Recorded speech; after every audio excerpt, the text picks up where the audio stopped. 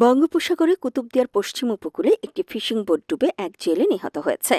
এই ঘটনায় একজন নিখোঁজ হয়েছে। ৮ ফেব্রুয়ারি আনুমানিক সকাল ১১টার দিকে এই দুর্ঘটনা ঘটে। ডুবে যাওয়া বোটটির নাম এফভি নুরুন নাহার। বোটটির মালিক নাসির কোম্পানি এবং মাঝি ছিলেন শরীফ। বোটটিতে মাঝি মাল্লাসহ মোট ১৭ জন জেলে ছিলেন।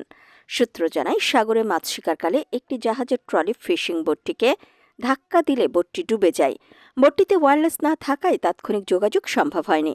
পরে আশেপাশের অন্যান্য ফিশিং বোট এগিয়ে এসে জেলেদের উদ্ধার করে।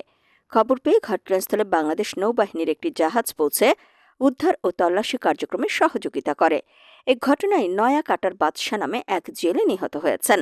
অপরদিকে জিয়াবুল নামে একজন এখনও নিখোঁজ রয়েছেন। তাকে উদ্ধারে সাগরে তল্লাশি অভিযান অব্যাহত রয়েছে।